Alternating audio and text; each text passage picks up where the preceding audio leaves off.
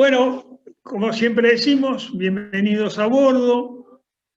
Estamos otra vez imaginándonos estar en la fragata, escuchando siempre alguna buena exposición de alguien que tenga un tema que nos acerca, que nos mantiene unidos.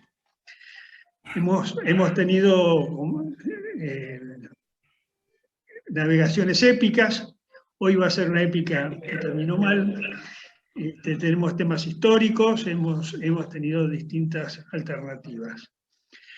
Les anticipo que el próximo tertulio va a ser nuestro querido amigo, el doctor, profesor,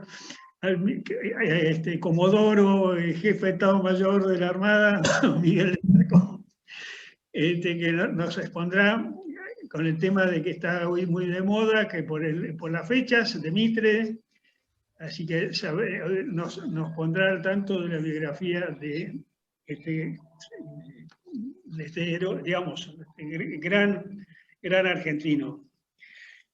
Tengo para contarles que la fragata, si no surge ningún inconveniente COVID en estos días, porque ya están encerrados a bordo, toda la tripulación, sin posibilidad de bajarse, ni salir, ni recibir a nadie, pronto, zarpa el 31 de julio, sábado, a las 13 horas, le salió Capicúa 31713, y bueno, es la pleamar de ese día.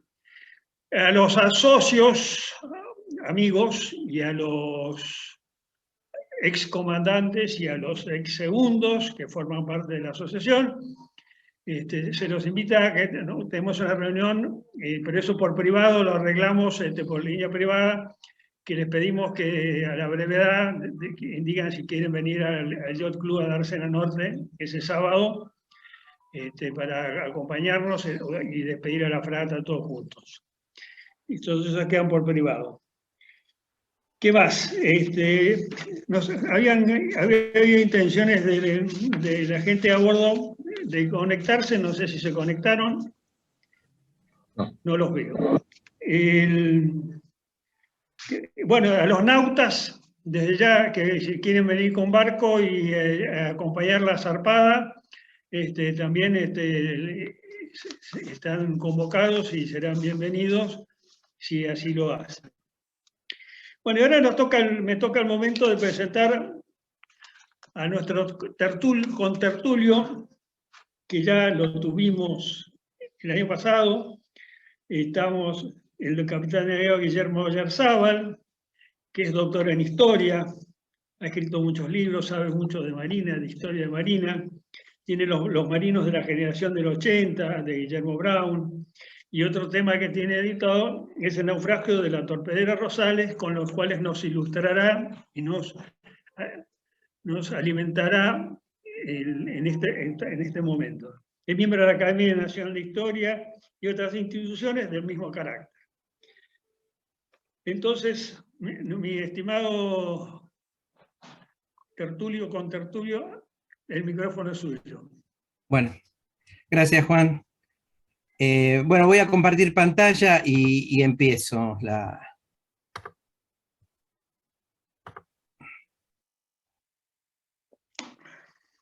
Bueno, hablar... A ver...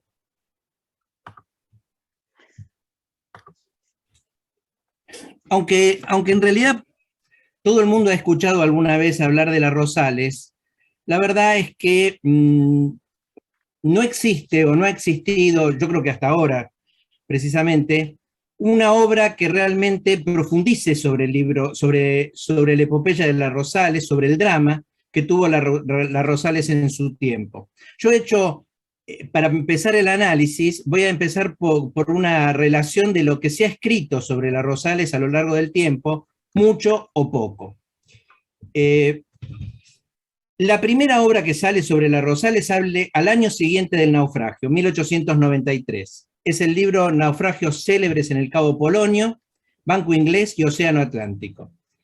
Antonio Lussich es uno de los hombres que estuvieron en el primer momento del rescate. Así que el libro de Lussich en realidad es un testimonio muy vivo de lo ocurrido. Por supuesto que la visión que tiene el libro no es lo suficientemente objetiva, está desde una perspectiva que tiene que ver con su amistad con Leopoldo Funes, el comandante de la Casa Torpedera Rosales, y es una mirada también muy, yo diría, romántica del hecho. El segundo libro que sale, o la segunda relación que hay sobre las Rosales en bibliografía, es La novela del mar, un capítulo de La novela del mar de Mariano Vezcochea. Mariano Vezcochea fue el defensor de Leopoldo Funes durante el proceso, y en La novela del mar hace su apreciación sobre el hecho y muestra la carta que le mandó Funes pidiéndole que fuera su defensor y las respuestas que él le da y cómo, según su visión, se ha desarrollado el proceso. Es muy cortito el capítulo, pero muy significativo también desde el punto de vista documental. En 1936, Ismael Bussich Escobar escribe El naufragio de las Rosales. Como todos los libros de Bussich Escobar, es un libro apologético que dice muy poco, que este sí tiene una mirada romántica de las Rosales, del naufragio y de los hombres que tuvieron participación. Desde el punto de vista documental no sirve demasiado, no da datos realmente objetivos y se pierde en frases con cierta sensiblería. La verdad es que en 1956 aparece la primera relación sobre las Rosales que despierta algo de interés en la sociedad. Me refiero al libro de Perón, escrito en el 56, publicado en Paraguay, escrito en Paraguay, quiero decir, y publicado en Perú, La fuerza es el derecho de las bestias. Lo único que dice Perón en ese libro, y bastante forzado dentro del contexto, es uniformes deshonrados de una marina sin gloria, cargada con el deshonor de las Rosales. No hay más. Si ustedes buscan por qué lo dice o buscan una consecuencia de esta expresión, no la van a encontrar en La fuerza es el derecho de las bestias. Sin embargo, en 1967, Osvaldo Bayer se entrevista con Félix Luna pidiéndole que le dejara o que le permitiera escribir algún artículo o algún artículo en la revista de toda esa historia que había salido precisamente ese año, para mostrar algo. Bayer tenía en ese momento 40 años, había estado participando como gremialista en las asociaciones de periodismo, no había escrito nada, no había escrito absolutamente nada, y quería de alguna manera salir a la palestra. Félix Luna le dice que escriba sobre las Rosales, haciendo referencia precisamente a las palabras que había escrito Perón en aquel libro. Porque Bayer lo que le va a pedir a Félix Luna es precisamente que le diga de qué escribir. Así aparece el primer libro que algo, por lo menos un poco, se mete en el sumario y trata de obtener algunos datos objetivos. Son 2 artículos que aparecen en la revista Todo es Historia, los números 2 y 3. En 2007, en Los anarquistas expropiadores y otros ensayos, Bayer vuelve a publicar el mismo artículo exactamente igual, el mismo, pero evita allí el último párrafo que sí está puesto en el artículo del número 3 de la revista, que ahora se los voy a leer. En el 84 aparece la película de David Lipsky, la película de las Rosales. Ese mismo año se generan una serie de debates en función de la película. Todos le endilgan a Bayer haber sido el inspirador de la película. Bayer dice que no tiene nada que ver con la película, que nunca participó y que nunca asesoró de ninguna manera. Pero en la discusión aparece en el diario La Prensa un intercambio de cartas entre el capitán de fragata Luis Federico Pita y Osvaldo Bayer. Pita le dice, entre otras cosas, le va marcando la cantidad de errores que tienen los artículos publicados en Toda esa Historia. Bayer le contesta que puede ser cierto porque no tuvo mucho tiempo para leer el sumario ni para dedicarle a ese trabajo. Esta es la respuesta que se la da en una carta, ¿no? Están en el diario de la Prensa. En el último párrafo del artículo, del segundo artículo de Bayer sobre las Rosales, el número 3, dice lo siguiente: No podemos menos que saludar con respeto a todos los que tuvieron algo que ver con ella, es decir, con la tragedia de la Rosales. Al fiscal Lowry, enamorado de la verdad y del deber. Al defensor García Mansilla, enamorado de su, yo no estoy leyendo, y celoso de su honor. A los oficiales de la Rosales, que se vieron envueltos en un huracán de pasiones después de haber enfrentado al tremendo huracán de viento y agua. Y también hay que saludar al comandante Funes, desdichado, destinatario de la mala suerte, y a aquellos infortunados oficiales y marineros que desaparecieron bajo las frías aguas del Atlántico. Porque tal vez el calvario de unos y el holocausto de otros sirvió para que nuestra Marina de Guerra se forjara en el crisol de honor y de aptitud técnica. Ese honor y esa aptitud que hoy nos hace aparecer como algo remoto y casi increíble el naufragio de la Rosales y todo lo que el suceso aparejó. Obviamente, cuando publique este artículo de nuevo en el 2007 por Editorial Planeta, excluye este texto de la obra.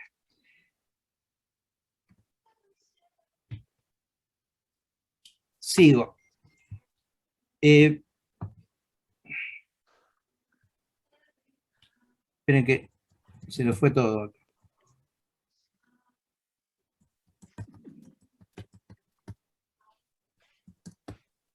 Perdón, lo mandé al final, ¿eh?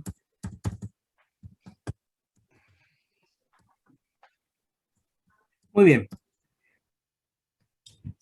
Luego aparece en el 84 el libro de Ainsberg, No hay rosas sobre la tumba del marino. Es una novela donde un periodista investiga el caso de la Rosales. La verdad que no es más que una novela, aunque el autor dice que siguió paso a paso el sumario.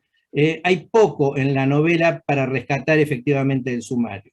Y por último, en el 93, un libro del uruguayo Juan Antonio Varese, de naufragios y leyendas en las costas de Rocha, donde dos pescadores hablan de la Rosales y de la tragedia. Son 3 o 4 páginas nada más que no dicen demasiado. Estas son todas las referencias escritas sobre la Rosales que existen hasta este momento.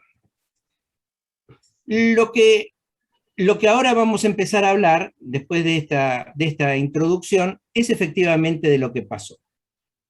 La tragedia de la Rosales tiene como origen la invitación que le hace España al gobierno argentino para participar con una pequeña división de buques en los festejos del 4º centenario del descubrimiento de América. El 4 de julio, el presidente Pellegrini se reúne con Bartolomé Cordero, la foto de arriba, con el contraalmirante Daniel de Solier y con Martín Rivadavia. Les indica y les explica de qué se trata el evento y le piden a Bartolomé Cordero que designe la escuadra. Por supuesto que ya estaba pensado de antes, ¿no? Porque allí se determina la conformación de una escuadra de 3 barcos, o una división, mejor dicho, de 3 buques. El crucero, el acorazado Almirante Brown, un buque de 1881 que había llegado al país en el 81, había sido el primer buque que compra la Marina Argentina para navegaciones marítimas. Se había mantenido solo durante toda la década del 80, porque recién en 1891 empezaron a llegar los primeros buques efectivamente para navegación en el mar. El segundo buque que se elige para la operación es la fragata 25 de mayo, o crucero 25 de mayo. El crucero 25 de mayo iba a estar a cargo del comando de Martín Rivadavia. El tercer buque va a ser la casa torpedera Rosales. El 25 de mayo había llegado en 1891 al país, 10 años después que el crucero Almirante Brown. Era un buque de última generación, cumplía con las características que se pedían ya en la década del 90, es decir, capacidad de maniobra, velocidad, capacidad artillera o volumen de fuego y gran radio de acción. Y también, obviamente, es un buque diseñado para las navegaciones marítimas. El tercer barco es la cazatorpedera Rosales. La Rosales había llegado pocos meses antes que el 25 de mayo al país, en 1891, y Por supuesto, no tenía ninguna capacidad para navegar en el mar, un buque diseñado para la navegación en el río. A partir de aquí, rápidamente se empieza a organizar la operación. En ese momento estaba en marcha una maniobras de evoluciones en Mar del Plata, donde iban a llegar a Uruguay y al sur de Brasil en operaciones. Se suspenden esas operaciones para quitar estos 3 barcos a la escuadra. Se apura la empresa y el 6 de julio, fíjense ustedes, el 4 de julio se reúnen para determinar la división. Y el 6 de julio los 3 buques zarpan del puerto de Buenos Aires. Con tan mala suerte que una niebla en el Río de la Plata les impide continuar y realmente la navegación empieza al día siguiente, el día 7 de julio por la mañana. Hasta la tarde del 7 de julio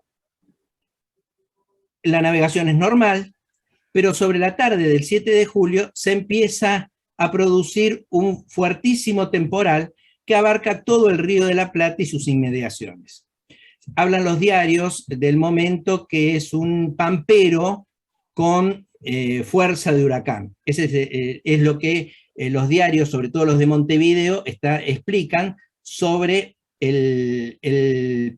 la tormenta que se está avecinando.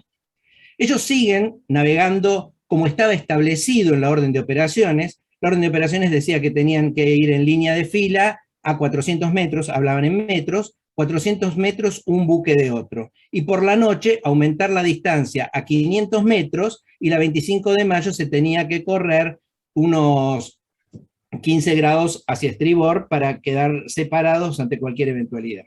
También se decide que en vez de seguir la derrota normal de los buques mercantes, muy próxima a la tierra, se alejen de esa derrota para no tener inconvenientes, no cruzarse con nadie y aumentar la seguridad en la navegación. Lo cierto es que a las 12 de la noche aproximadamente del día 7 ya la tormenta es muy, muy fuerte y en la madrugada del 8 de julio la Rosales deja de verse por parte de los otros 2 buques. La Rosales se separa porque no los puede seguir, no les puede seguir la marcha. Esto ocurre entre las 7 y las 8 de la mañana del 8 de julio. Así la Rosales sola sigue navegando y los otros 2 buques juntos, siguiendo la formación que estaba establecido, continúan hacia el primer destino, que va a ser el puerto de Bahía en Brasil. La Rosales, los buques continúan la marcha. En la madrugada, al amanecer, mejor dicho, del 9 de julio, la 25 de mayo también no puede continuar, no puede mantenerse a distancia del acorazado Almirante Brown y también se separa. Con lo cual, desde el 9 de julio, los 3 buques están navegando prácticamente solos. No sé si ahí les voy a mostrar los buques. Aquí está el acorazado Almirante Brown. Abajo el crucero 25 de mayo. Si ustedes ven, el 25 de mayo es mucho más moderno que el Brown. Y en tercer lugar, la Rosales, un buque de 69 metros y 670 toneladas, contra las 4.300 toneladas del acorazado Brown y las 4.200, las 3.200, quiero decir, que tiene el 25 de mayo. Y esta es la foto, o el dibujo, mejor dicho, y es el único que he encontrado de Funes, de Leopoldo Funes, que aparece en las revistas de la época durante el proceso. Bueno, lo cierto es que los otros 2 barcos se separan y la Rosales queda sola enfrentando el temporal. Ya la Rosales, bueno, voy a hablar de los otros 2 barcos. Los otros 2 barcos continúan. Se encuentran nuevamente el acorazado Almirante Brown y el 25 de mayo, el día 11 de julio, navegan juntos hasta llegar a Bahía el día 14 de julio, sin saberse hasta ese momento absolutamente nada de lo ocurrido con la casa torpedera. Cuando llega Solier al puerto, a las 9:15 de la mañana, ellos llegan muy temprano a la madrugada, a las 9:15 de la mañana emite un telegrama que dice, llegamos a Bahía, Rosales, desobedeciendo órdenes, se separó de la formación. Esto es el 14.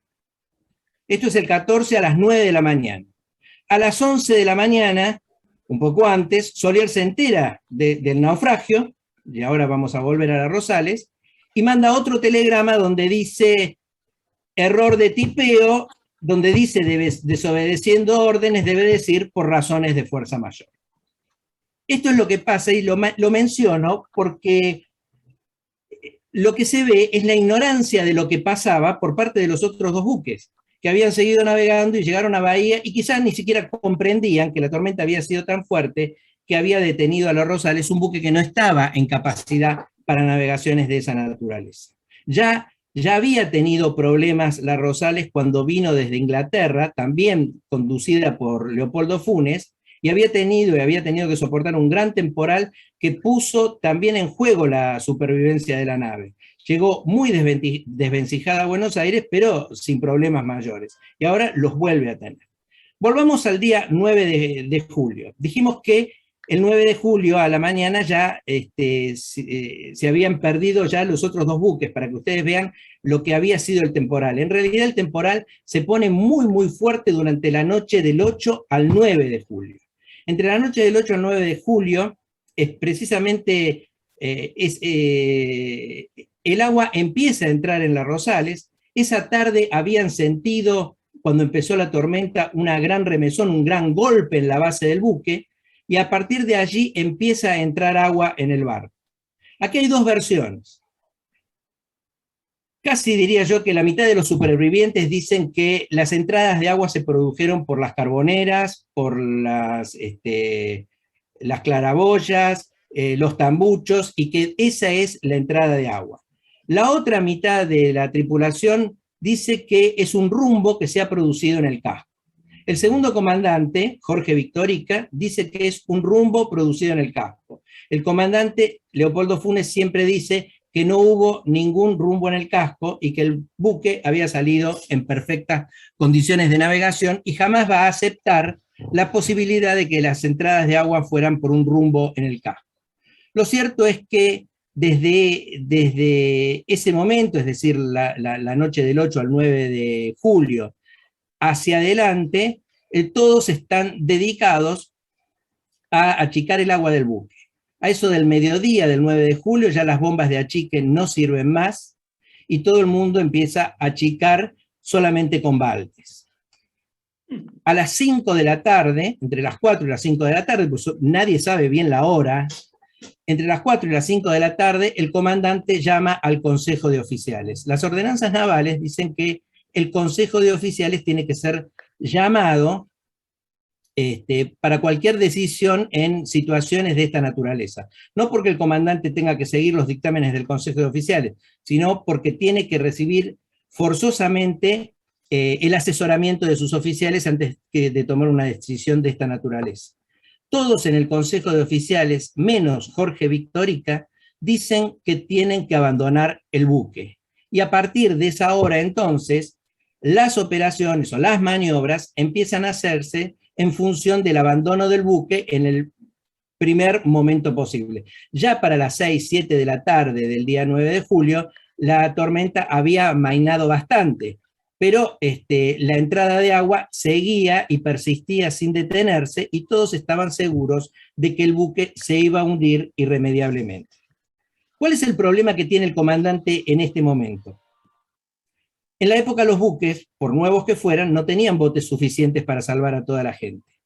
La Rosales tenía una dotación de 75 hombres aproximadamente, tampoco se sabe exactamente cuántos eran, pero el número de la dotación está entre 75, 77, ese es el número más aceptado de todos. Digo esto porque fíjense lo rápido que se embarcaron, y mucha gente se embarcó a último momento. Por ejemplo, había un grupo de una quincena de cordobeses que se embarcaron el día siguiente y que jamás antes habían embarcado en un buque. y hay otros que estaban anotados como que habían salido a navegar en el buque y después aparecieron vivos en Buenos Aires. Por eso es que el número exacto no se puede saber, pero indudablemente tiene que haber sido, o era, alrededor de 75 hombres. El buque tenía 2 lanchas de almirantazgo con una capacidad máxima, en emergencia obviamente, para 25 hombres cada lancha, un guigue, que no es más que una ballenera, y un chinchorro. El guigue tenía capacidad para 8 personas y el chinchorro era para pintar el buque cuando estaba fondeado, tendría capacidad para 4 personas. O sea que ya la matemática no servía para cumplimentar la cantidad de hombres que tenían que salvarse en caso del abandono. Funes ordena, y se lo ordena al alférez Giral, ordena que para poder embarcar a toda la gente que tiene que abandonar el buque, armen una balsa con tangones enjaretados, la cabullería que tiene el buque, y el contramaestre se encarga a partir de las 5 de la tarde de ir formando esa balsa con capacidad para 20 a 25 personas, según la orden que se le da. A las 7 de la tarde, 6:30 aproximadamente, cuando, imagínense ustedes, están en el mes de julio, a 200 millas adentro del mar y con una tormenta que apenas está amainando. Noche oscura, noche negra. Arman la balsa a las 6:30 de la tarde, cuando empiezan a arrear las lanchas de almirantazgo. Una de ellas, que está del lado de Barlovento, choca contra el buque y se hace pedazos. Con lo cual, los 25 hombres que estaban designados para ir en esa balsa tienen que arreglárselas como puedan para embarcar en las embarcaciones que quedan. Son 25 hombres menos. ¿Cómo había distribuido el comandante la distribución en los botes, incluyendo la balsa? Había determinado que fuera de la forma en que estaba dispuesta para las navegaciones normales. La lancha de almirantazgo de estribor, la que no se rompió, estaba destinada para los oficiales. Eso en el uso común. Por lo tanto, en la lancha de estribor iban todos los oficiales. En la lancha de babor iban la tripulación más antigua. Y en el guigue iba el patrón del guigue con la gente que trabajaba en el guigue normalmente, a los que se le sumaron, obviamente, la gente de la lancha de la lancha de babor, la número 2, y en el chinchorro también lo mismo, el patrón del chinchorro, que era un cabo, con la gente que normalmente trabajaba en el chinchorro. Esta es la distribución que hace Funes. Cuando se rompe la lancha de babor, no hay una redistribución, simplemente esa gente se fue ubicando como pudiera en las demás lanchas.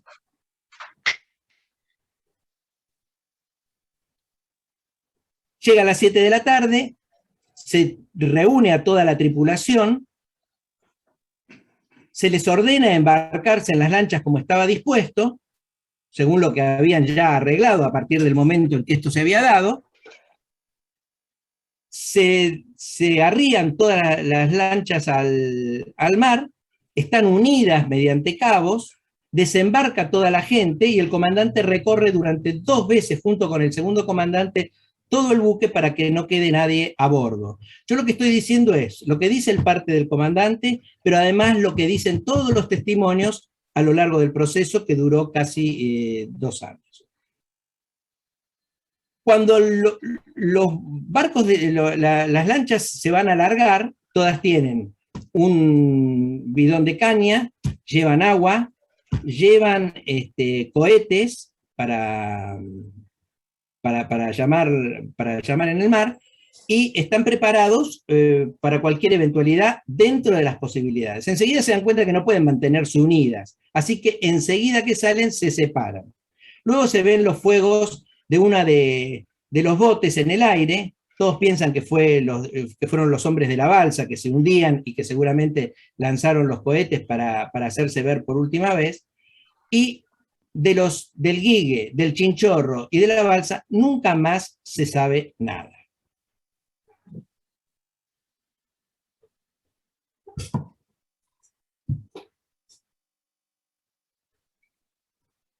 La balsa está manejada, el bote número, la lancha de almirantazgo, la de estribor, va a estar conducida durante toda la travesía, desde la noche del 9 hasta el 11 que llegan a tierra, por el comandante Funes y por el jefe de navegación, Pedro Morales.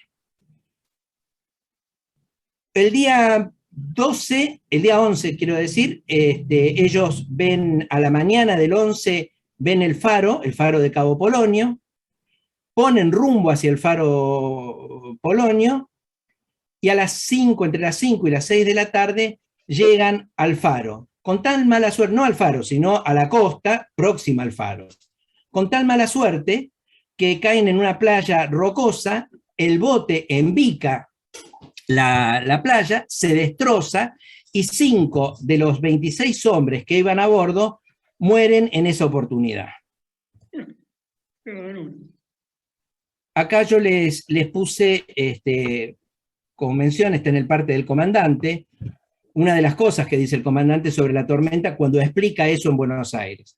El viento comenzó a soplar en verdadero huracán, las olas de 6 a 7 metros de altura envolvían el barco continuamente, dándole fuertes sacudidas y barriendo todo lo que hallaban a su paso, haciendo correr mucho peligro a la gente que andaba sobre cubierta reforzando trincas. De repente sentimos una remesón extraordinaria y enseguida el primer maquinista me dio cuenta de haber sentido un golpe sumamente recio debajo de las calderas de proa y que creía hubiera ocurrido alguna rotura.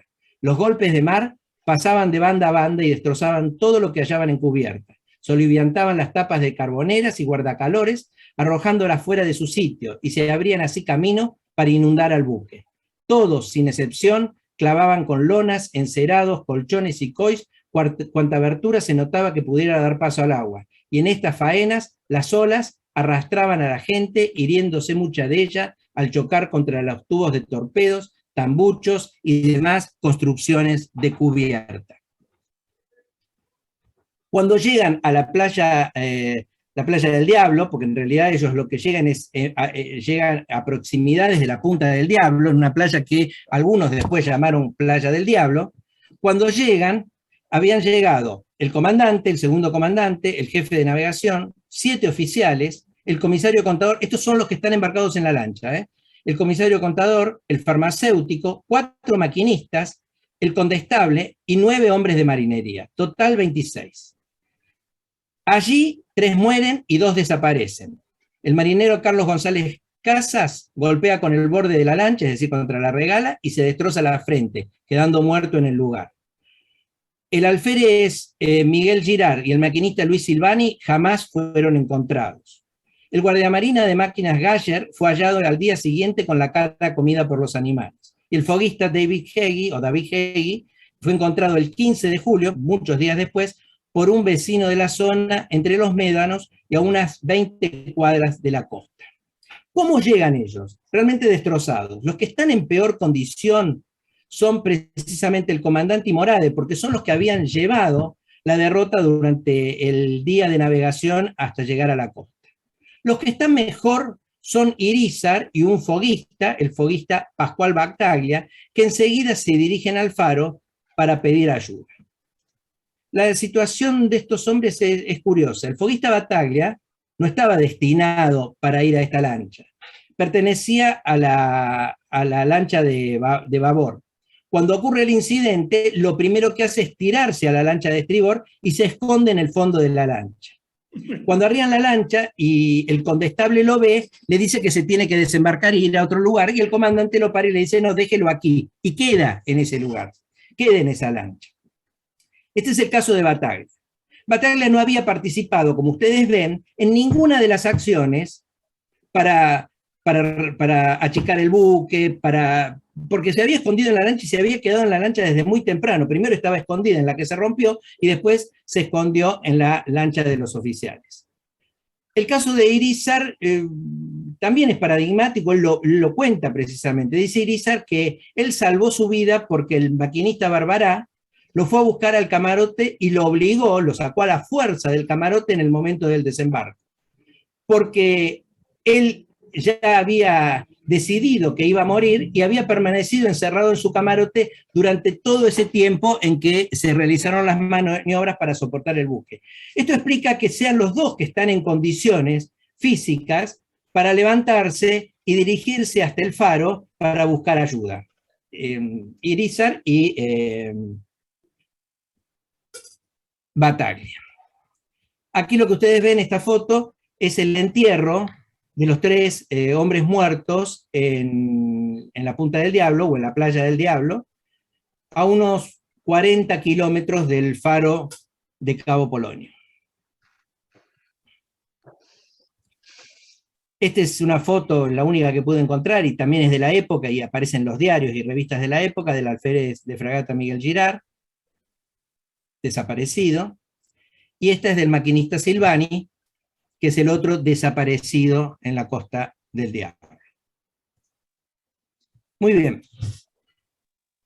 Los hombres llegan a la playa, son avistados por el dependiente de la municipalidad que hace las guardias y que vigila la costa. Se da enseguida la alerta. Eso es a la mañana siguiente. Ellos llegan durante la noche del día 11 y los encuentran recién en la madrugada del día 12. Se da la alerta, se avisa al faro. El faro está dirigido por un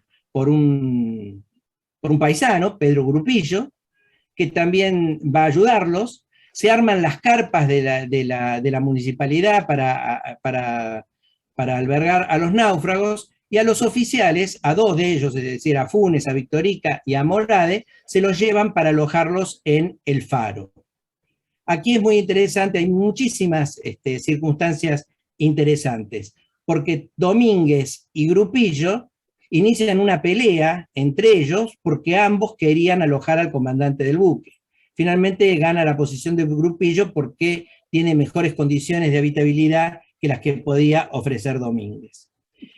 Una vez allí, se avisa a Buenos Aires, estamos en el día 12 de julio, se avisa a Buenos Aires, el presidente esa noche iba al Teatro Colón para una función, suspende la función, el ministro Moreno viaja al Uruguay para ver lo que ocurre.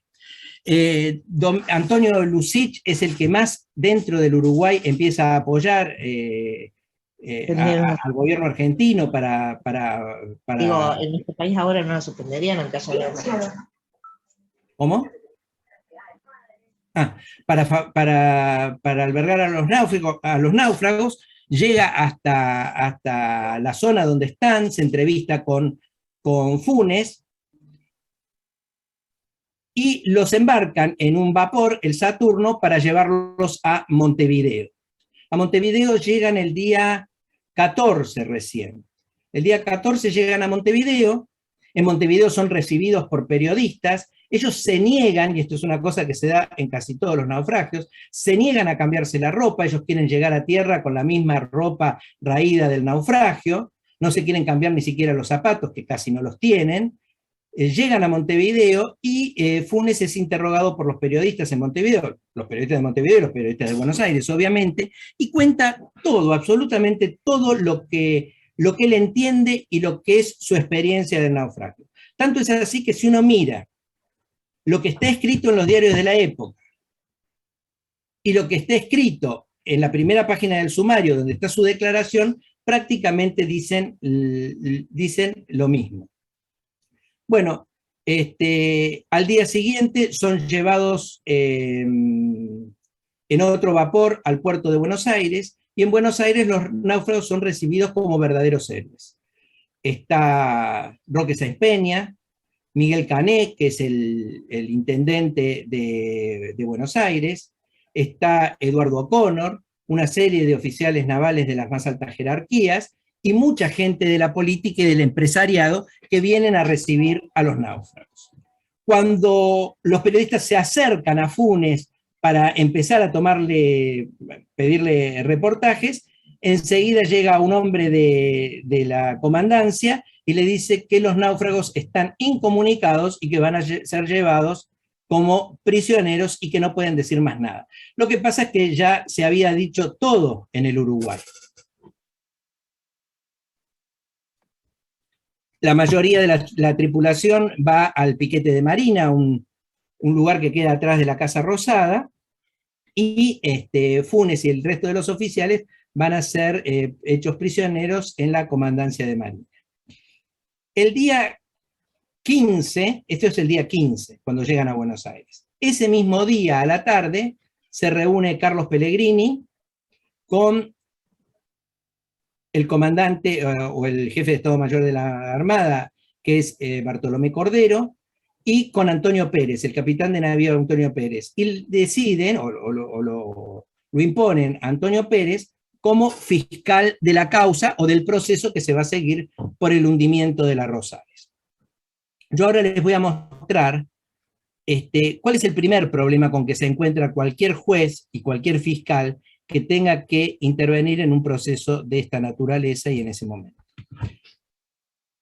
La Argentina no tenía leyes militares propias. Trabajaba con el Tratado 5 de las Ordenanzas de la Armada Española de 1748. Estamos en 1892, con las ordenanzas para el régimen de disciplina y subordinación y servicio de los ejércitos de 1768, con las ordenanzas de generales de la Armada de 1793, con los comentarios a las ordenanzas del ejército de Antonio Vallecillo del siglo XIX, y el Nuevo Colón o Tratado de Derecho Militar de España y sus Indias de Alejandro Bacardi, donde la última edición era de 1878. Digo, ¿cuál es la complicación? Porque no quiero enredarme después con estas cuestiones, pero lo cierto es que todas ellas pertenecían a distintos momentos, ninguna o prácticamente ninguna estaba normada para buques de la naturaleza de la del naufragio, porque estaban normadas para buques a vela del siglo anterior, se contradecían en sí mismas, y cuando el fiscal quiere encontrar elementos de acusación respaldadas por la normativa, nunca las va a encontrar. Y esto es algo de lo que se valen mucho los defensores para también detener las posiciones de los fiscales cuando las acusaciones son muy graves. Pero para que ustedes se den cuenta, a Funes se le pide, después lo vamos a ver, pero es para que se entienda, a Funes se le pide la pena de muerte. Y se le pide la pena de muerte por haber abandonado al enemigo una fortaleza en tierra. Porque lo que más se acercaba, según el fiscal, a lo que había ocurrido, era el abandono, o sea, la rendición de una fortaleza en tierra. Esto va a ser muy atacado después por los defensores, obviamente, pero es que el marco legal no les permite o no pueden encontrar en el marco legal otra cosa. Bueno, este es Pérez, el capitán de navío Antonio Pérez, designado primer fiscal. Pérez empieza a interrogar a los náufragos, a los 21 que habían quedado, les pregunta sobre el naufragio, sobre la tormenta, sobre las condiciones de flotabilidad del buque, sobre el abandono, y cuando termina de preguntar de todo, hacer la investigación de todo, decide que ninguno de ellos es culpable de ninguna cuestión y decide liberarlos. Al único que no libera es a Funes, porque cuando le pregunta en relación a las decisiones que había tomadas previas al desembarco, Pérez no se queda muy conforme con esta idea de no distribuir, por ejemplo, los oficiales en las diferentes balsas. ¿Qué es lo que explica Funes? Funes dice, no tenía confianza en mis oficiales, porque eran todos recién egresados de la Escuela Naval. Jorge Victorica se había mantenido el último día con una altísima fiebre y consideraba que no estaba en condiciones de hacerse cargo de un barco. Y Pedro Morade, que es el que había actuado más que ningún otro durante las acciones previas al naufragio, tenía varias heridas que no le merecían confianza. Efectivamente, Morade después le descubren algo así como 16 heridas contusas, producidas muchas de ellas en el momento del naufragio, lo que no lo inhabilitaba, y después esto también se determina, para conducir o hacerse cargo de alguna de las naves. Lo cierto es que Victorica sí le pide al comandante embarcarse en la balsa, y el comandante se lo niega. El alférez Giral, que había participado de la construcción de la balsa, también le pide al comandante que le permita embarcarse en la balsa, y Funes también se lo niega. Con lo cual queda la balsa de los oficiales, como está dicho por la historiografía desde siempre, más la gente que se pudo ir sumando en esa situación. Antonio Pérez entonces deja prisionero a Funes, no libera a Funes, pero libera a todos los demás porque entiende que tiene que seguir interrogándolos. Pero el 15 de septiembre, pocos días después de que termina la elevación sumarial de Antonio Pérez, el presidente Carlos Pellegrini ordena la liberación del comandante Funes. Y aquí se genera un gran conflicto desde el punto de vista de la opinión pública, porque Funes era sobrino de Clara Funes, la esposa del general Roca. Y Jorge Victorica era el hijo de Benjamín Victorica, ya designado por Sáenz Peña, cuando asumiera el gobierno el 12 de octubre, para ser su ministro de Guerra y Marina. Con lo cual, esta decisión de Pellegrini cae muy mal en la opinión pública y levanta críticas de todo tipo. Peor aún porque Antonio Pérez, 2 días después de esta decisión, eleva una nota diciendo que está enfermo y que no va a continuar, no está en condiciones de continuar con la fiscalía o el caso de la Rosales. Allí aparecen varios nombres, la prensa no los dice, pero dice que aparecen y que todos los oficiales que son designados para las Rosales se niegan a tomar el cargo. Aquí hay una expresión que dicen, los oficiales de Marina o los jefes de la Marina deben haber agarrado bacillus nauticus, porque todos están enfermos cuando se los quiere derivar al caso de las Rosales. Entre todos ellos aparece el nombre de Jorge Olson Lowry. Lowry es un hombre de 50 años que había de hijos de padres británicos, que había estudiado en Anápolis, que había participado, embarcado en la guerra con el Paraguay, y que era conocido por su severidad, su rigidez, su intolerancia, y también por su crueldad, porque en muchas ocasiones Lowry había sido denunciado por los abusos contra los marineros, e incluso contra ciertos oficiales, en algunos casos, contra ellos.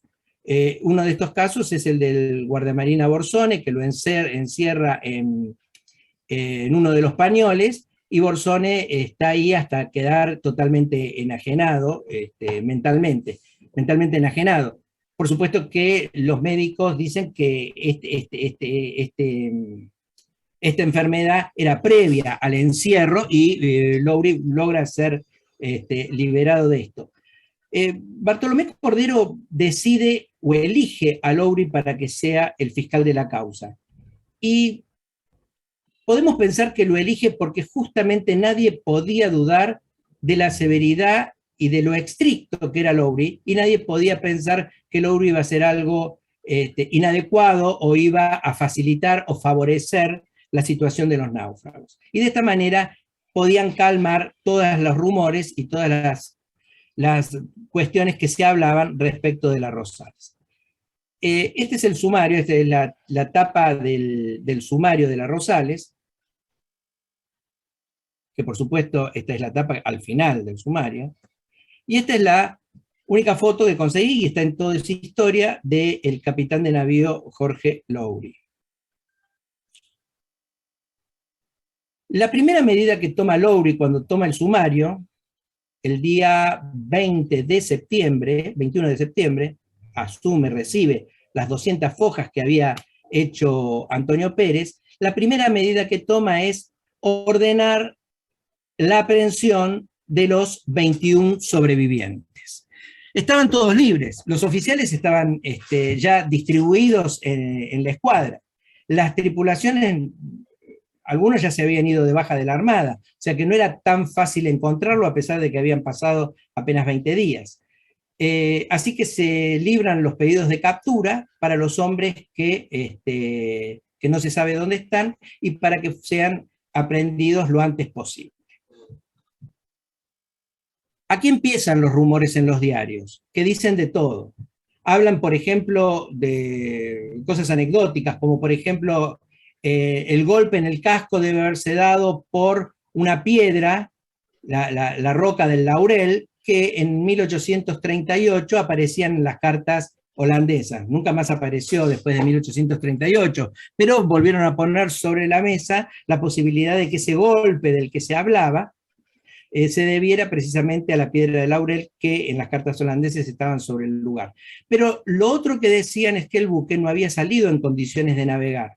Y lo cierto es que unos meses antes de que se produjera la salida de la Rosales, de salida del puerto de Buenos Aires, se encuentra con un vapor, el vapor Spencer inglés. El vapor Spencer no frena, está llevado por remolcadores, no maniobra. La Rosales ve que va a chocar de frente contra el Spencer, se lo encuentra de golpe, porque dobla en el recodo del puerto y se lo encuentra, pone máquinas atrás, toda, se va contra el malecón y arrastra durante 200 metros toda la base del buque, toda la base del buque.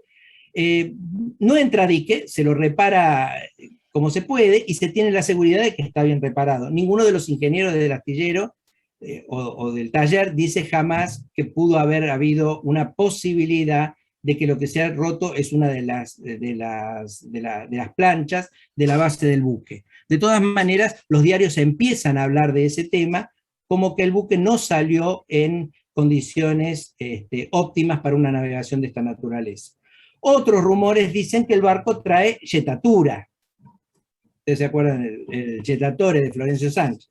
Que el barco tiene yetatura, que ya ha venido de Inglaterra con problemas y casi naufraga, que después tiene el incidente con el Spencer y ahora el tema de la Rosales. O sea que se habla muchísimo en los diarios sobre lo que está pasando y todo el mundo sabe lo que está pasando. Lowry, mientras espera que lleguen y que se aprendan a todos los náufragos que no están a la vista, aparece o se entera de este documento.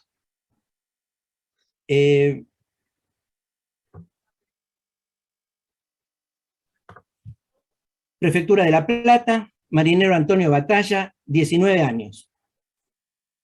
El marinero Antonio Batalla, de 19 años, está reunido en un fogón en el apostadero de La Plata. Empiezan a hablar sobre los naufragios de la época, y uno de ellos dice, pero yo estuve en el naufragio de la Rosales. Apenas él dice que estuvo en el naufragio de la Rosales, todos le empiezan a prestar atención. Cuenta las mismas cosas que todos sabemos, que están publicadas en todos los diarios, pero además agrega a eso este cuento, que resolvieron embarcarse en uno de los botes con 2 marineros solamente, los oficiales, ¿no?, que serían encargados de dirigir las velas y navegar durante el camino. La nota del diario La Nación es larga. El contramaestre había sido designado para encerrar el resto de la tripulación en las bodegas, dice Batalla, que desesperada sobre cubierta clamaba porque no se les dejara abandonados, en tanto que la oficialidad, revólveres en mano, lo rechazaba. En aquel momento fue herido de un hachazo en una pierna en el instante que trataba de subir al bote, Batalla, mientras el contramaestre era muerto de un balazo por otro oficial.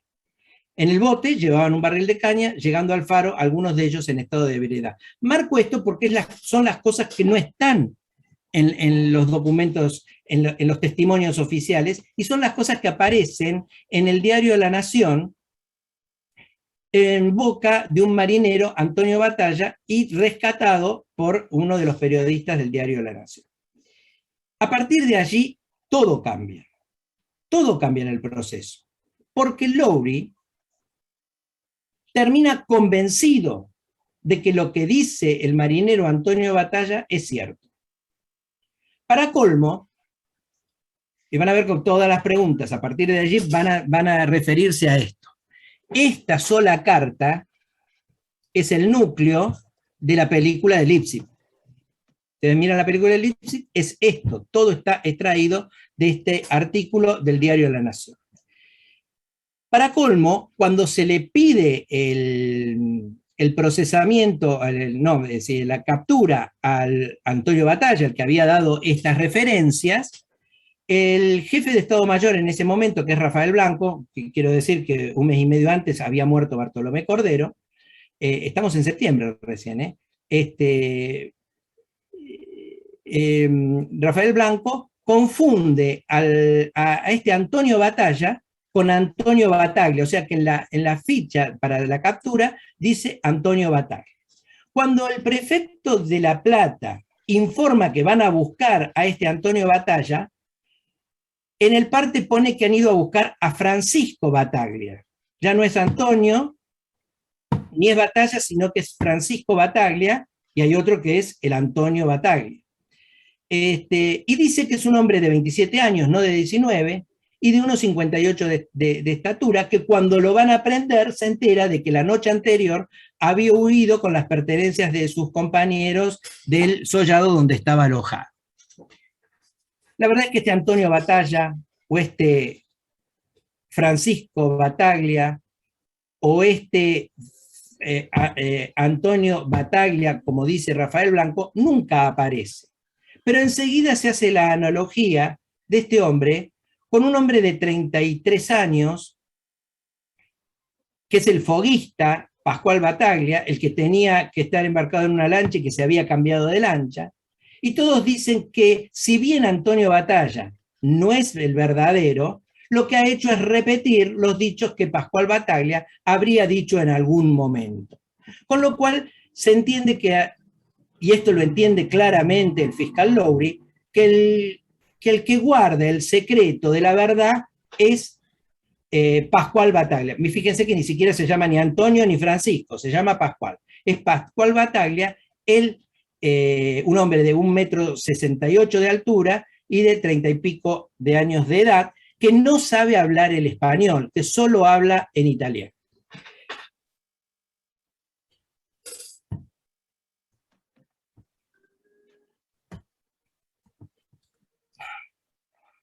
Estoy tratando de pasarla, ahí está. Bueno, no voy para acá todavía. Así empieza a desarrollarse el sumario de la Rosales. ¿De qué manera? Lowry empieza, una vez que, bueno, cuando esta carta aparece, la de Antonio Batalla, ya Pascual Bataglia estaba preso en el piquete de Marina desde 2 días antes.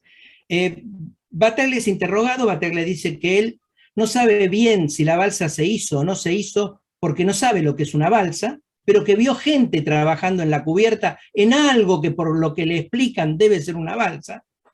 Bataglia dice que nunca estuvo en La Plata y que nunca dijo nada de lo que se dice que él dijo.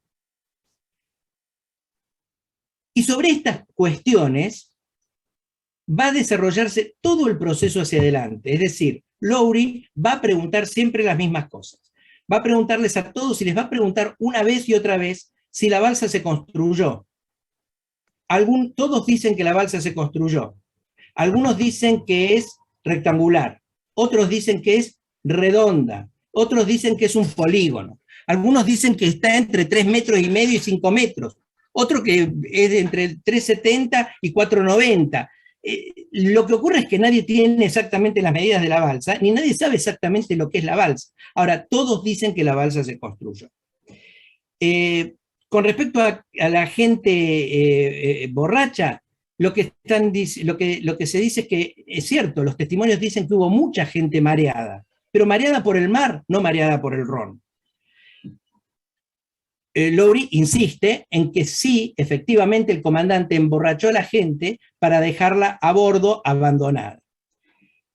Otro de los temas que hace hincapié Lowry es en la existencia o presencia de armas. Todos los oficiales reglamentariamente ante una emergencia de esta naturaleza tienen que tener armas. Ninguno de ellos dicen que la ha usado. Y Lowry pregunta y repregunta en torno a por qué tienen armas. La respuesta es siempre la misma. La reglamentación me indica que tengo que tener armas y que tengo que llevar armas en una situación de esta naturaleza. Lo cierto es que el sumario se va oscureciendo hacia adelante muchísimo con una muy mala opinión de la prensa, que en general ataca a los hombres de la Rosales, aunque siempre están poniendo del medio los resultados del sumario. Poniendo de por medio los resultados del sumario. Finalmente, Lowry, después de todos los interrogatorios, decide efectivamente acusar y elevar las primeras acusaciones, ¿no? Estoy tratando de cambiar la transparencia y no puedo.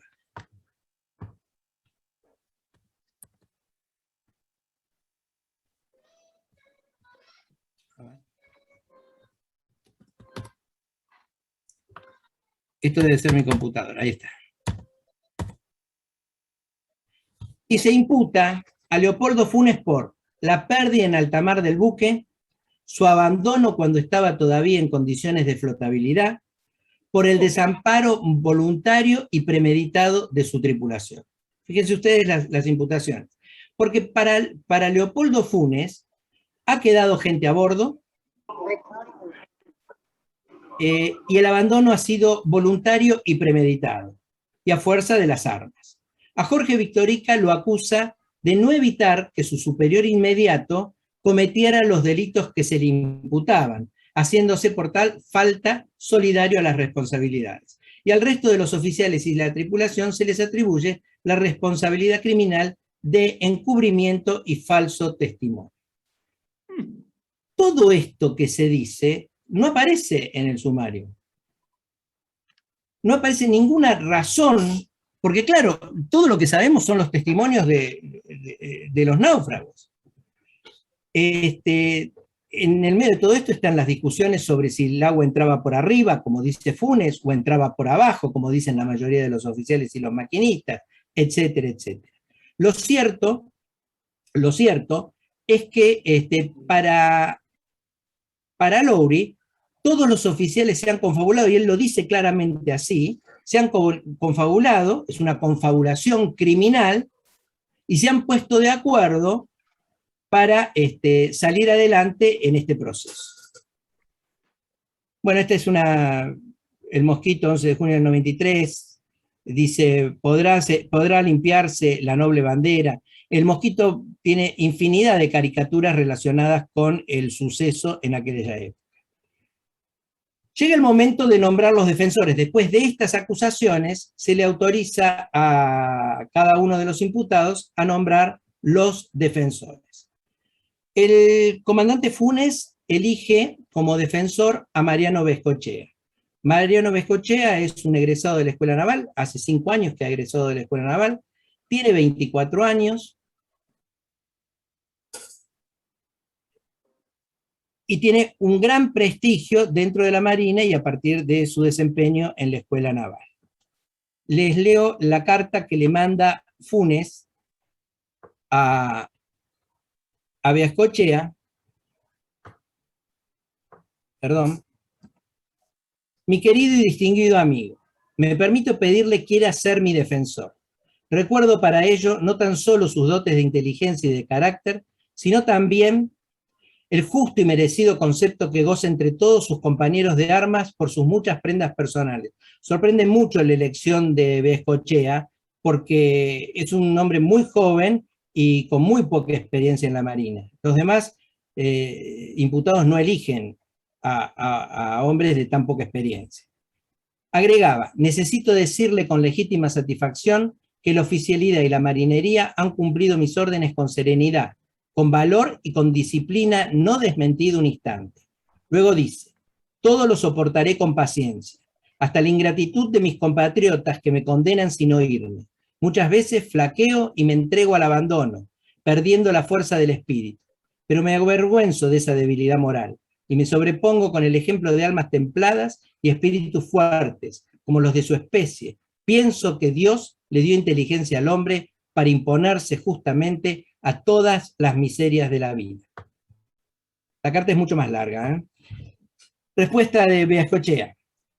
Acepto su defensa, la causa que la motiva es grande, y el jefe que lo solicita muy digno del mayor empeño. No dudo un solo instante de su inocencia. Siempre he rechazado con indignación esos rumores infames que se propalan alrededor del siniestro naufragio de la Rosales. Y aunque no dejo de comprender que la tarea es difícil, por cuanto a la batalla debe ser librada con la opinión pública, y ésta ya tiene, al parecer, formulado su fallo, no trepido un solo momento en aceptarla, seguro de que el éxito más completo coronará su obra. Bengoechea entonces es el defensor del comandante Funes. Carlos María Moyano va a ser el defensor de Jorge Victorica. Victorica elige como defensor a Jorge Mañasco, un diputado nacional, amigo de la familia y un abogado de mucho prestigio en Buenos Aires. Estaba en contra de las ordenanzas. Las ordenanzas dicen que el defensor tiene que ser un militar en actividad, un oficial de la Marina en actividad. Por lo tanto, es rechazada la idea de Mañasco. Esto atrasa el proceso muchísimo en el tiempo, porque cada recusación y cada planteo terminaba en manos del auditor de guerra o el auditor de marina, según el que estuviera en ese momento, y casi todo tenía que ser resuelto después por uno de los dos auditores, normalmente Ángel Justiniano Carranza, que era el auditor de marina. Con lo cual, todas estas cuestiones atrasaban el proceso. Onofre Betbeder fue el defensor del jefe de navegación. Y después está García Mansilla, que es el defensor de los oficiales, y una serie de defensores más, que no los voy a nombrar para no perder tiempo, que van a defender a la tripulación, al contador, al farmacéutico y a los maquinistas. Después de que son elegidos los defensores, y los defensores tienen acceso a la causa, hay una carta muy interesante que le escribe Pedro Morade al comandante Funes. Yo resumo aquí algunos aspectos de esa carta porque también muestran todo lo que está pasando y algunos de los detalles. Dice Morade en su carta a Funes: la vista de Loure es un macanazo. Bengoechea pediré unos días más para su defensa y esto no alargará nada el término de nuestra libertad, pues Betbeder no verá más el sumario. Dice que lo que ha tenido en estudio 2 días le basta y sobra para ver que debemos ser absueltos. García dice que ese sumario es la obra de un loco, que es una colección de barbaridades, etc. Moyano está como cuchillo de matadero, quiere hacerlo meter presidio al Loure. Monetti y Saborido, Moneta es el defensor de la tripulación y Saborido es el defensor del contador, del comisario contador. Cada uno por su lado no vuelven de su asombro con lo que conocen del proceso y lo que les hemos referido. Moneta está indignadísimo con lo que le ha contado Iglesias de lo que ha sufrido él y los marineros. Bataglia ha estado un poco enfermo, pero ahora sigue mejor. Seguro que si se hubiera muerto, Loure cree que lo hemos envenenado. Todos los muchachos buenos y de buen humor por lo que saben del proceso. Y es cierto, porque entre otras cosas que Loure acusa a los sobrevivientes es de haber asesinado a Silvani y a Giral. Y dice que asesinaron a Giral porque Giral sabe que la balsa, porque es el que había sido destinado para ir a la balsa y conoce entonces las instancias de lo que había pasado. Y como según Loure, Giral iba a hablar, entonces lo tuvieron que asesinar en la playa. Tanto es así que Loure manda un exhorto a la Intendencia de Rocha para que le conteste sobre los náufragos asesinados en la playa y genera un conflicto diplomático porque el Uruguay dice que no se los puede acusar a ellos de estar asesinando náufragos en la playa. Cosas de estas hay muchísimas en el proceso.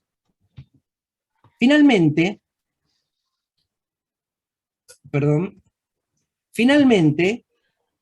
después de todo el estudio de las denuncias, de las defensas, se llega a las instancias finales.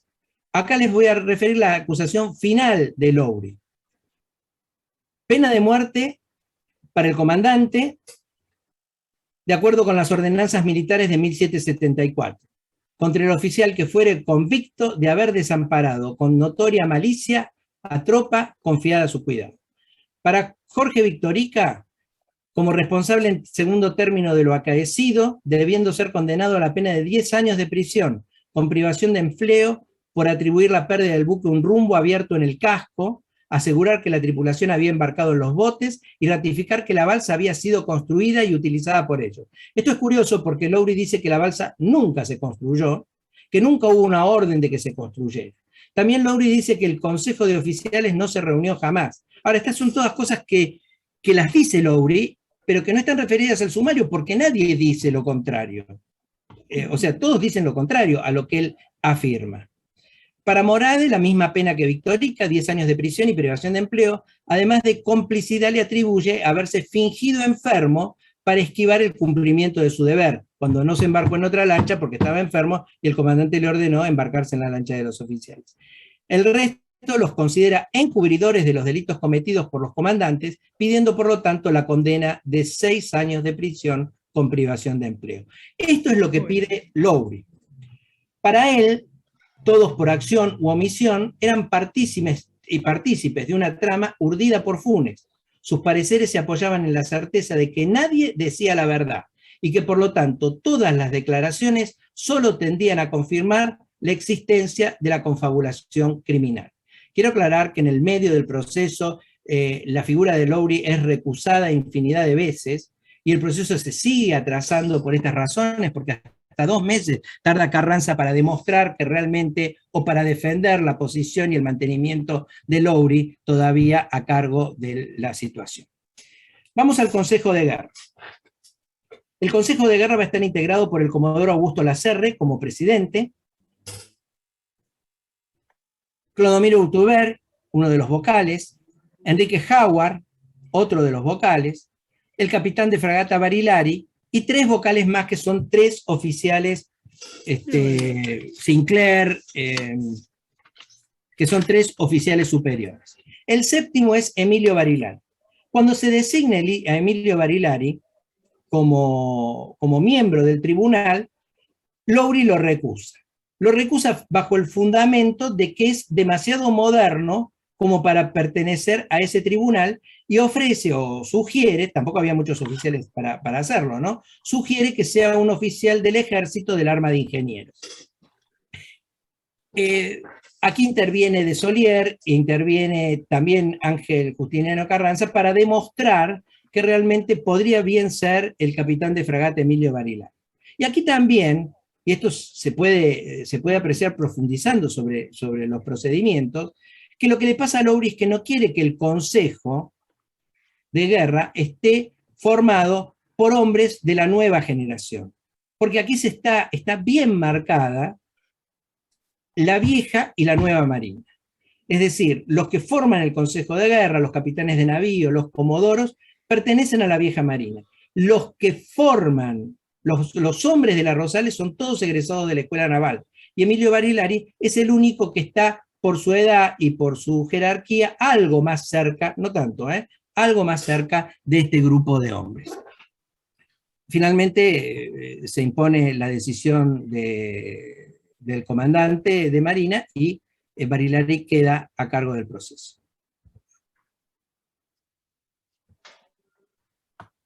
...22 de marzo de 1894. El proceso empezó en julio de 1892.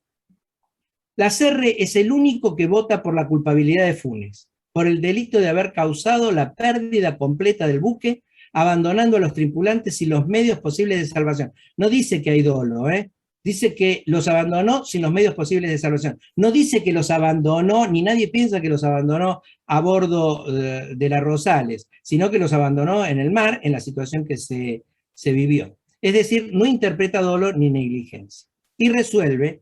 Todos los demás dicen que todos deben ser absueltos. Finalmente, se resuelve. Una cosa que... ¿no? Una cuestión que... Te digo la verdad. ¿Me hablan a mí? No, siga, doctor. Una cosa que es criticada desde el primer momento es que el contraalmirante de Solier no está dentro del proceso. Se lo excluye desde el primer momento. Lowry lo excluye, pero como comandante de la escuadra, según las ordenanzas, tenía que estar incluido en el proceso. Carranza le pide a Lowry que lo incluya, no lo hace, y cuando se llega al final del proceso no va a estar incluido. Peor aún, Desaulliers es en este momento el jefe de Estado Mayor de la Armada. Por eso, y a pesar de que hay una orden no, sino una sugerencia explícita de que sea incluido en el proceso según las ordenanzas, los miembros del Consejo de Guerra dicen que no pueden abrir juicio respecto del contraalmirante Desaulliers en cuanto no se habría cumplido con la ordenanza por haber actuado en su carácter de jefe de Estado Mayor en la formación del tribunal. Si es él el que forma el tribunal, nosotros no estamos en condiciones de juzgarlo ni de incorporarlo dentro del proceso. Condenan al capitán de fragata Leopoldo Funes, según lo prescripto en el artículo 24, título 25, de 1748. Fíjense el artículo y de la fecha que condenan a el comandante Funes. Una ordenanza de 1748, con un año de suspensión de empleo. Y absuelven de culpa y cargo a todos los demás acusados. Dentro de todo esto se impone además la pena de 7 días de arresto para el alférez de navío Mariano Baescochea, y se apercibe el capitán de fragata Carlos María Moyano por los términos irrespetuosos utilizados en el proceso o durante sus defensas. Aquí está la foto de Ángel Justiniano Carranza.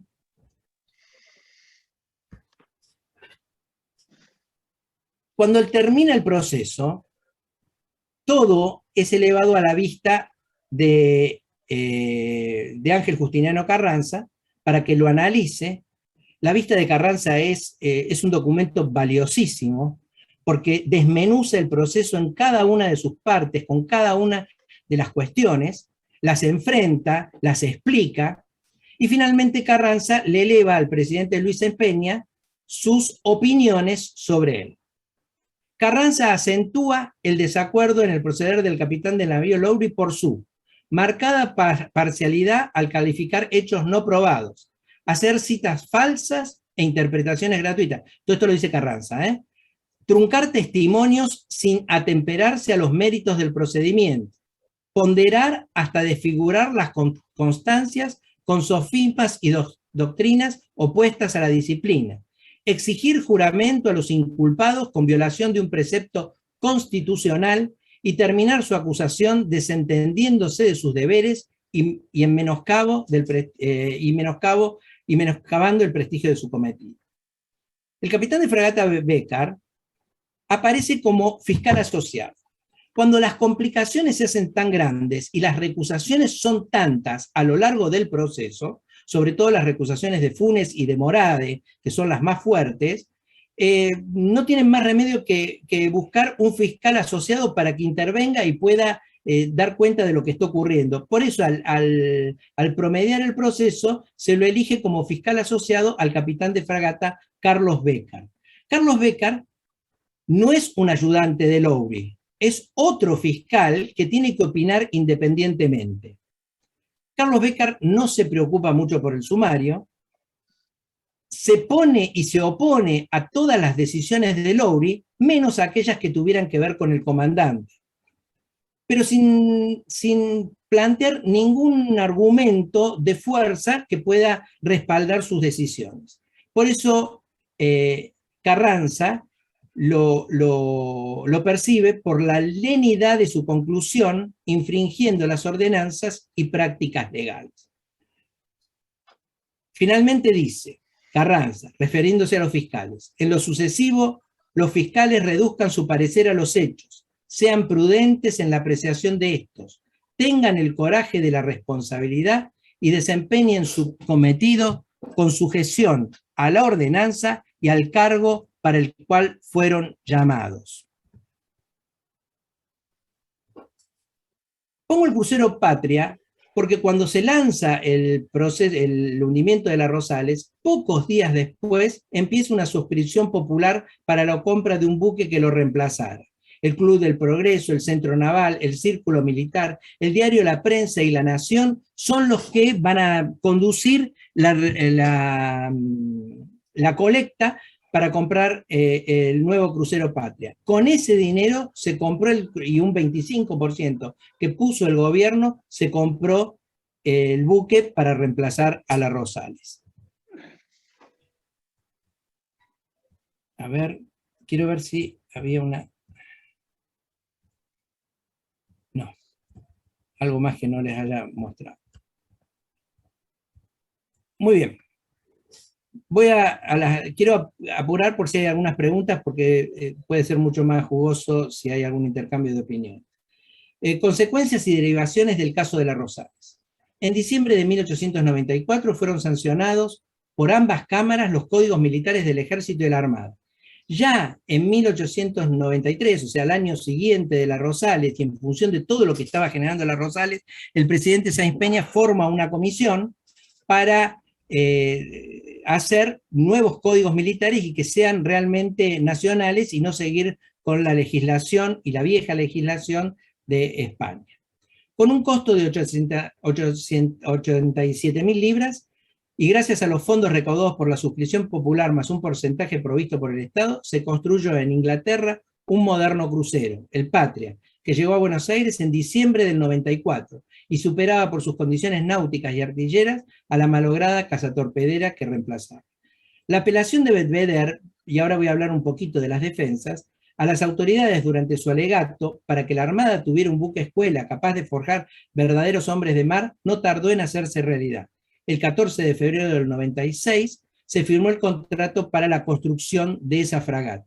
Esta fragata, que llegó en agosto del 97 y realizó su primer viaje de instrucción en el 99, tuvo como primer comandante precisamente al capitán de fragata Onofre Bedveder. A partir de la Rosales se organizó la instrucción con la formación de una escuadra bajo directivas puntuales del jefe de Estado Mayor, que advertía la necesidad de mejorar la disciplina y ejercitar las tripulaciones, y se puso en vigencia un moderno código de señales. Uno de los problemas que había tenido la Rosales y que lo habían mostrado casi inmediatamente es la incapacidad de los buques argentinos para navegar juntos, para navegar con la posibilidad de brindarse apoyo mutuo. Los 3 buques que fueron a España tenían condiciones muy disímiles y ante el primer problema tuvieron que separarse para navegar independientemente. Todas estas cuestiones se empiezan a ajustar a partir de este momento. Vamos a las defensas, y con esto voy terminando. Las defensas fueron muy duras, pero fundamentalmente se sostuvieron acusando al fiscal por su incapacidad, su falta de sensibilidad y su incompetencia para comparar y elaborar los hechos.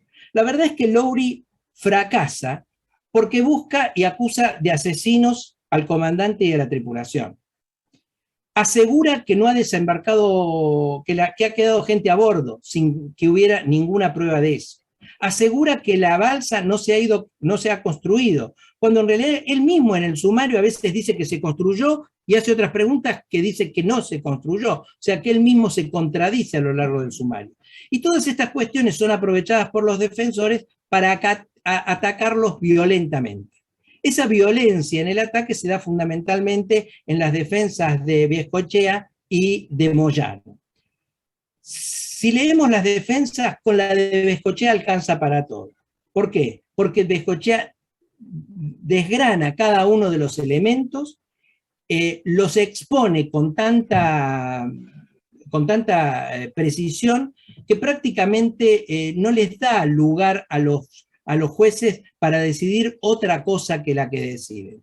Moyano se apoya en su defensa del segundo comandante precisamente en la defensa que hace Viescochea. Lo mismo hace Bedveder y lo mismo hacen los demás. Hay defensas que son de solamente 2 páginas. Por ejemplo, la del comisario contador, son 2 páginas y media. O la de los maquinistas, 4 páginas. ¿Por qué? Porque no hay mucho que defender. El comisario contador, por ejemplo, se defiende diciendo que él era el comisario contador, que como no era un oficial de guerra no podía tomar decisiones y que por lo tanto no había hecho nada más que aquello que estrictamente le ordenaron. Y cuando le preguntan qué es lo que había hecho, dice nada, no hice nada porque yo no tenía que hacer nada. Entonces, al no estar, fácilmente y en pocas palabras, el comisario contador se puede defender y puede salir de la situación. La defensa de Bedveder es la más brillante de todas. Toma los elementos puntuales, no ataca directamente o continuamente al fiscal, todos atacan al fiscal, pero Belvedere es mucho más prudente en atacar al fiscal, termina sus conclusiones con propuestas para mejorar el estado de la Armada, como la necesidad de un buque a vela para la preparación de los oficiales de Marina, etcétera, etcétera. Y así termina el proceso. Funes es un hombre de 32 años. Nunca más, después de lo que pasó en la Rosales, tuvo un ascenso en su carrera. Siguió en la Marina hasta 1904, cuando salió la ley de retiros militares. No se podía ir de la Marina porque no había ley de retiros y tenía que continuar. Pasó casi toda su vida en consejos de guerra y consejos, en consejos de guerra para personal subalterno. Lowry, no, Victorica muere a los 60, Funes muere a los 56 años. Victorica muere a los 62 años por una cirrosis hepática, llegó a ser comandante del Patria y siempre tuvo el tema de las Rosales como algo que lo preocupaba y donde podía incorporar o tratarlo para mejorar las situaciones, lo hacía. Durante el proceso, la función de Victorica fue muy importante porque él es el que realmente motivó que se empezaran a revisar los códigos militares y que se hicieran los códigos militares nuevos que terminaron siendo los nuestros a partir de 1894. La figura más notable desde mi punto de vista es la de Pedro Morade. Pedro Morade cumple a bordo del buque las funciones que tendría que haber cumplido el segundo comandante. Está en cada barco, en cada bote, en cada embarcación, en el arriado de una y de otra, lleva y conduce junto con Funes la lancha hasta Cabo Polonio o hasta la Playa del Diablo. Se retira poco tiempo después del proceso, se recibe de abogado, es el creador de un ¿cómo se dice? De un bufete de abogados, que es Morade Serravalle Isola, que se dedica a los juicios y a cuestiones de tarea de tipo náutico o naval. Morade participa durante toda su vida en la reforma y desarrollo de los códigos militares para nuestra Armada, y es considerado, se me enojan los de la Escuela de Náutica, ¿no?, el primer director de la Escuela de Náutica moderna, es decir, Belgrano, en el siglo XVIII, Belgrano en el siglo XVIII, pero Morade, a fines del siglo XIX, es el que realmente, como director de la Escuela de Náutica, la moderniza y la lleva hacia adelante, y se puede decir que la Escuela de Náutica que conocemos hoy está soportada sobre las bases fundadas por Pedro Morade en su momento. Murió cerca de los 90 años o a los 90 años. Ninguno de estos oficiales, ninguno, se destacó en la carrera nunca, salvo el que después fue el almirante Iriza, que sí tuvo una carrera destacada a partir de ese momento y siempre. Y de esto creo que no hay mucho más que decir. Hay muchísimas cosas interesantes. Si ustedes quieren hacerme preguntas, me pueden preguntar lo que quieran. Incluso mis opiniones sobre determinados temas, yo no tengo problema, para poder enriquecer un poquito más esto. Nada más. Bueno, muy interesante, muy explicativo. O sea, casos Maldonado hubo varios en la historia argentina, ¿no? Es un... ¿podés pasar las preguntas, Eduardo? ¿Las tenés ahí? Hay mensajes. Se fue. No, acá estoy, pero no hay preguntas. No veo que hay un mensajito. Hay muchas. Me gustaría hacer un par de preguntas. No sé si... Igual tenemos a Juan el Preguntón, así que. Hola. Sí, Charlie. Me gustaría hacer un par de preguntas, no sé si me escuchan. Adelante. Sí, cómo no. Ok. No me quedó claro, el destino que iban las tres naves era Salvador de Bahía, Brasil. Está bien la pregunta. Ellos tenían, le contesto esta, después me hace la otra. Ellos tenían como destino Salvador de Bahía para hacer aguada, abastecimientos, etcétera. En ese momento se encontraban los 3 buques y después ponían rumbo a España. Iban a llegar a Cádiz y de ahí tenían una serie de eventos de toda naturaleza y una gran revista naval que iba a terminar en el puerto de Palos. Ok, la otra pregunta. Cuando el 9 de julio tienen el tema este de que les entra el Pampero, estaban a la altura de Polonio, entiendo yo. Sí. Correcto, si estaban a la altura de Polonio, ¿cómo saliendo del Río de la Plata podían estar a 200 millas de la costa? ¿No? Eso no lo puedo llegar a entender. ¿Cómo? No entendí. ¿Cómo saliendo del Río de la Plata podían estar a 200 millas de Polonio, del Cabo Polonio, que es lo que usted dijo, porque saliendo del Río de la Plata y con rumbo a Bahía tendrían que estar muy cerca de la costa? O sea, ¿dónde se produjo el naufragio? Eso tampoco no me quedó claro. El naufragio dicen, por lo que dicen los sobrevivientes y lo que dice Funes, es que se produjo aproximadamente a 200 millas de Cabo Polonio. El lugar exacto del naufragio no lo tienen porque el comandante llevaba la carta de navegación y la pierde al embicar contra la costa y destrozarse la lancha, nunca más se encuentra. Correcto. Entonces, ¿cómo puede ser que una balsa navegue 200 millas con un sudoeste, suponiendo que haya habido un sudoeste? La segunda, las otras 2 naves que se separaron del 9 al 14 son 5 días, o sea, tuvieron que hacer una media de 14 nudos. ¿Esos barcos podían hacer una media de 14 nudos en aquella época?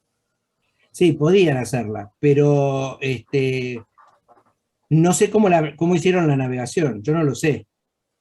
Las fechas son esas. Ellos llegaron el 14 y lo que no se sabe, ellos, ojo que navegaron incluso menos, porque ellos tuvieron que remontar la tormenta, hubo periodos donde no fueron nada rápido. Pero bueno.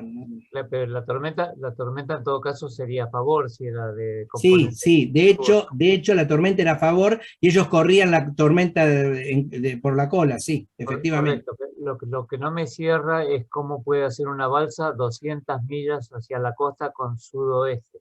Eso no me llega a cerrar. ¿Y por qué estarían a 200 millas de la costa? Cuando la salida normal del Río de la Plata yendo para el norte sería pegado a la costa uruguaya. O sea, bueno, pegado a hubo Polonia. Una orden de no pegarse a la costa uruguaya, yo lo dije, una orden de alejarse en la medida de lo posible, lo más posible, de la costa uruguaya para no encontrarse con otros buques y alejarse precisamente de la costa. Esta es una orden expresa. Es probable, casi seguro, que no estaban a 200 millas de Cabo Polonio. Esto es lo que dice Funes. Pero tampoco lo sabe. Él no lo sabe. Él no lo sabe. Bueno, lo que es cierto es que ellos empiezan a navegar durante un día y medio, y de pronto ven el Cabo Polonio a la mañana y a las 7 de la tarde embican en la Costa del Diablo. Correcto. Bueno, le agradezco. Bueno, sí. No le molesto más con mi pregunta.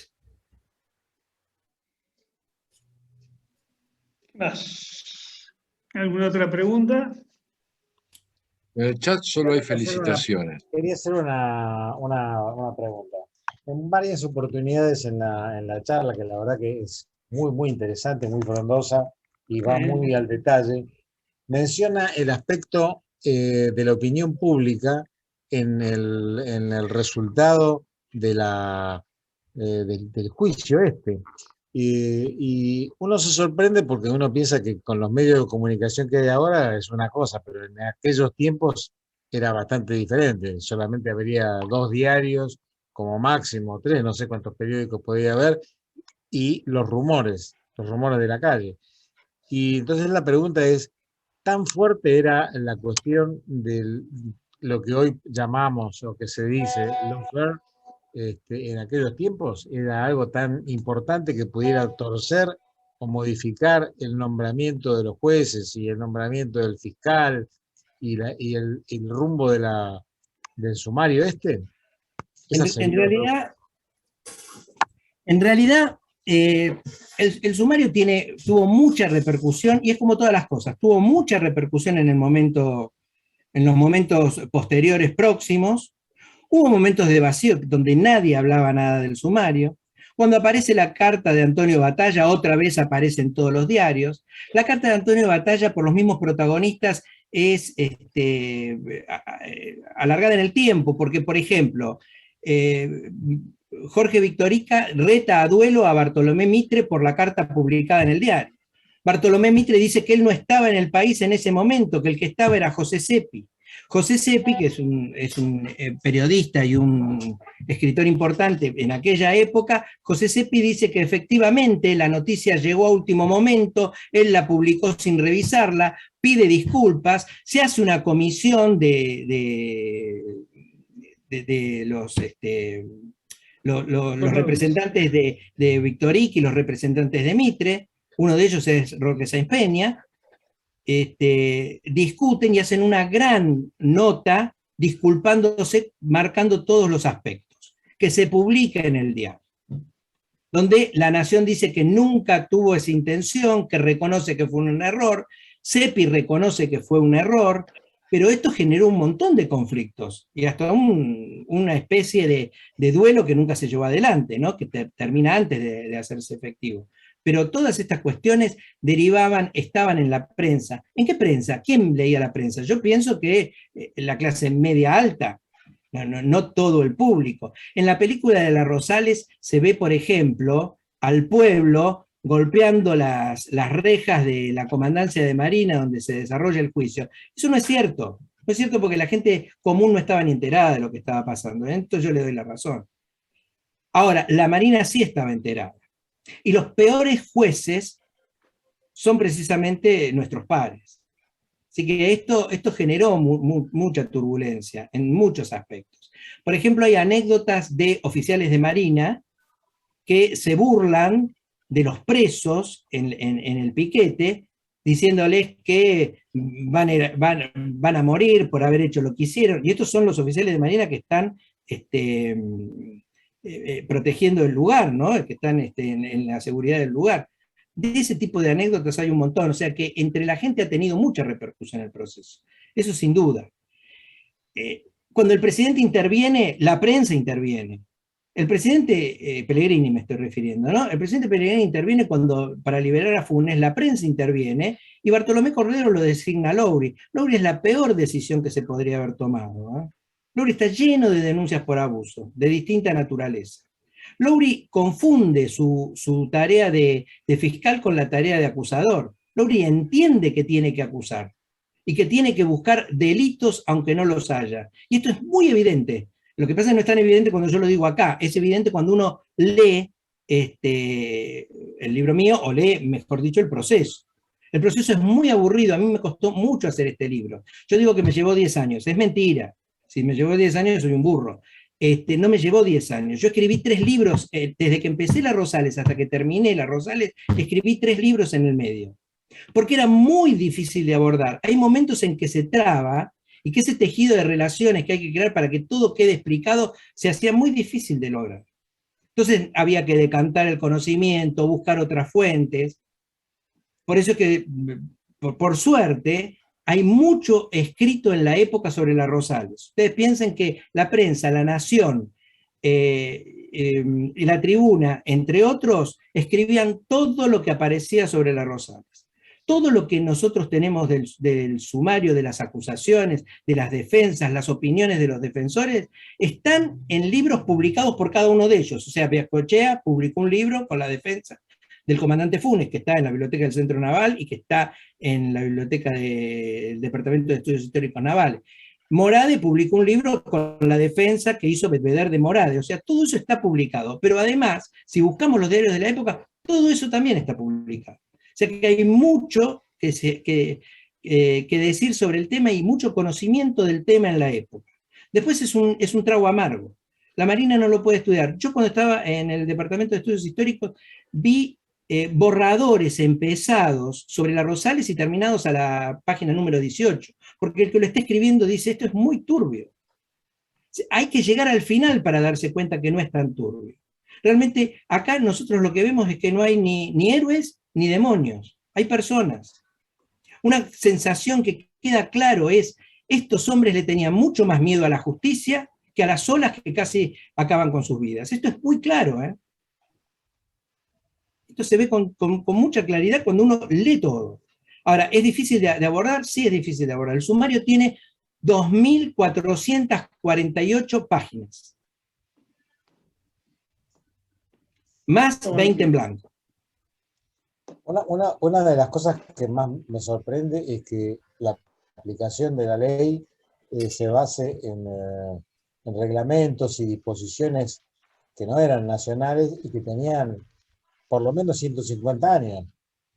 Claro, una de las cosas eso es como hoy aplicar el código de Belezáfir tal cual se hizo en esa época, cosa que sería como imposible. Bueno, Beajochea, por ejemplo... tipo de dinámica sí, es así. Jurídica ahí. Beajochea cuando hace la defensa, Jorge Victorica, cuando recusa en determinado momento las decisiones del fiscal, dice, se me está juzgando con reglamentación de la monarquía absoluta española y nosotros somos una república. Esto llega al Congreso y esto es lo que empieza a iniciar esas comisiones para crear reglamentos propios. Se los está juzgando en un buque de guerra de fines del siglo XIX, a máquinas, con máquinas y vela, porque eran buques mixtos, la Rosales es un buque mixto, con la legislación de los buques de vela del siglo XVII y XVIII. O sea que es complicado. Cuando Lowry no encuentra nada que se adapte dentro de la legislación para las acusaciones, busca una fortaleza en tierra y hace toda la similitud. Por eso es que en una parte de la Carta de Morales dice, las peras se mezclan con peras y los tomates con tomate, y está mezclando todas las cosas. Por eso la causa que está generando Lowry es un verdadero macanazo. Ahora, Lowry confunde, él cree que tiene que encontrar culpables y no averiguar la verdad. Esto es lo que Carranza le dice, que fuerza todas las declaraciones y todas las cosas que existen en el expediente para acusar, sin que haya razones para ello. Acá no hay buenos, ni malos, todos se defienden como pueden. Pero la visión de Lowry es muy criticable y se ve con mucha claridad. Lowry llega, por ejemplo, a Bataglia, que a Bataglia lo persigue con el tema de que él es el foguista, que él sabe que él tiene el hachazo en la pierna, porque aparte Bataglia también tiene una herida, porque estos hombres estaban tatuados y tenían heridas por todos lados. Y en un momento determinado saca la espada y le dice, si no me dice la verdad, lo voy a mandar a la muerte, con la espada en mano, le dice. Entonces aparece Silveira, que lo echó Lowry, a partir de ahí lo echó Lowry. Lowry tuvo 3 secretarios a lo largo del expediente, porque ninguno le convence, y él dice, necesito un secretario que se adapte a las necesidades y no pusilánime, lo dice claramente cuando los echa a los secretarios. Se acerca Silveira a Bataglia, que no habla español, y le dice que se tranquilice, que es una sobreactuación del fiscal, que se quede tranquilo, que no lo va a matar. Bueno, estas cosas pasan en el sumario. Es otra época, obviamente. Así que, bueno, ¿alguna otra pregunta más? Bueno, llega el momento de primero agradecer muy especialmente a Guillermo por un lindísimo, espectacular reseña de lo que pasó con las Rosales. Y vino bien justo al final, estás enganchando a Mitre, en tema que nuestro querido amigo el doctor De Marco, la primera quincena de agosto, no tenemos la fecha exacta, nos va a contar sobre Mitre en sus 200 años.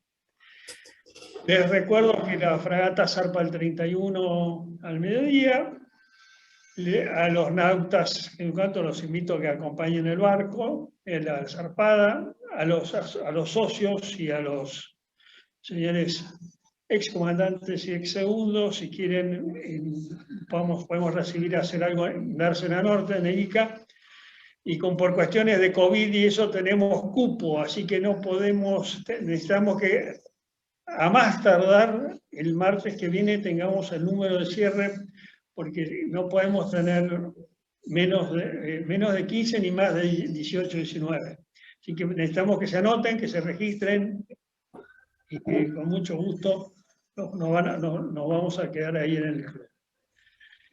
Y bueno, y tercero, nos queda el brindis. No sé si tiene la copa a mano. Yo sí. Algo Vamos quedó. a, como siempre, primero por los amigos que ya no están, segundo por los amigos que están pero no vinieron,